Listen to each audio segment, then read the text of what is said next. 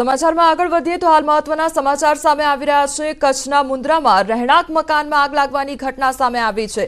ભેદી blast બાદ આગ લાગતા બેના મોત નીપજ્યા છે તો પિતા પુત્રીના મોત નીપજ્યા છે।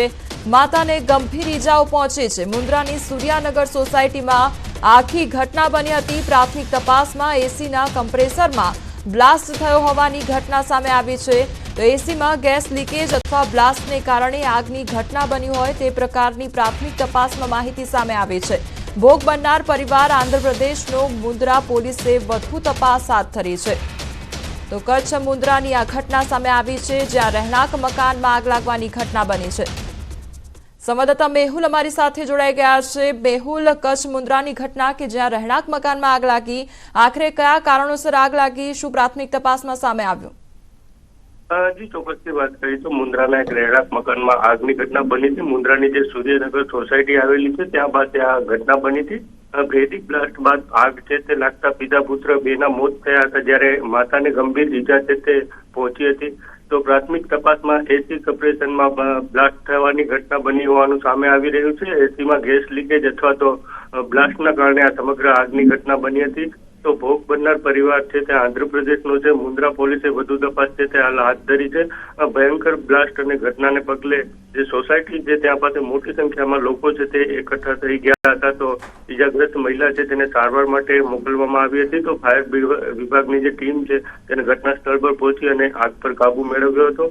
તો હાલમાં એફએસએલની મદદથી છે તે બ્લાસ્ટ અને આગ લાગવાના કારણો છે તે જાણવાનો પ્રયાસ કરાશે।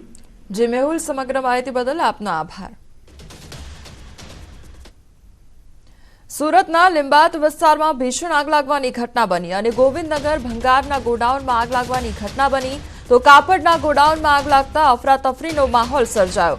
ફાયરની 7 ટીમોએ આગ પર કાબુ મેળવ્યો અને આગ પર હાલ કાબુ મેળવી લેવામાં આવ્યો છે। તો ફાયરની 7 ટીમો ઘટનાસ્થળે પહોંચી આવી હતી અને આગ પર કાબુ મેળવી લેવામાં આવ્યો છે।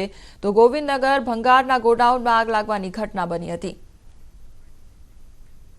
લીંબાયત ગોવિંદનગર ખાતે ઇન્ડસ્ટ્રીયલ એરિયામાં ભંગારનું ગોડાઉન છે રડ્ડીનું, એમાં ફાયર થયેલું હતું અને ફાયર થોડું મોટા પ્રમાણમાં હતું। આગ દૂરથી દેખાતી હતી એટલે અમારે 4 ગેટની ગાડીઓ અહીંયા હાજર હતી।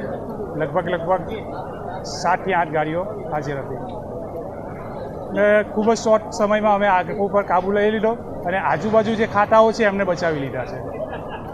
ગોડાઉન સંપૂર્ણ નાશ થઈ ગયું છે પણ આજુબાજુના ખાતાઓ અમે સહી સલામત બચાવી લીધા। તો આ તરફ પંચમહાલમાં સ્ક્રેપના ગોડાઉનમાં ભીષણ આગ લાગવાની ઘટના બની અને હાલોલના બાસ્કામાં લાકડા, પ્લાસ્ટિક અને સ્પંજના સ્ક્રેપના ગોડાઉનમાં લાગેલી આગ આખરે કાબૂમાં આવી છે। આગ પર કાબુ મેળવવા હાલોલ, કાલોલ, ગોધરાથી ફાયરની ટીમ પહોંચી આવી હતી। તો ફાયર ફાઇટરોએ દોડી જઈ આગ પર પાણી છાંટી આગ પર કાબુ મેળવવા પ્રયાસ હાથ ધર્યો હતો। લાકડા અને પ્લાસ્ટિક સ્ક્રેપ હોવાથી આગે વિકરાળ સ્વરૂપ ધારણ કર્યું હતું। ત્યારબાદ વડોદરા અને છોટાઉદેપુર ફાયર ટીમ ઉપરાંત ખાનગી કંપનીના ફાયર ફાઇટરની પણ મદદ લેવામાં આવી હતી। સૂકા લાકડાને લઈ આગે વિકરાળ સ્વરૂપ ધારણ કરતા અંદાજિત 8 કલાક ઉપરાંતની ભારે જહેમત બાદ આગ પર સતત પાણીનો મારો ચલાવી કાબુ મેળવવામાં આવ્યો છે। તો હાલોલનો આ સમગ્ર મામલો સામે આવ્યો છે જ્યાં સ્ક્રેપમાં ભીષણ આગ લાગવાની ઘટના બની। સ્ક્રેપનું જે ગોડાઉન આવેલું હતું ત્યાં આગળ આગ લાગવાની ઘટના બની હતી।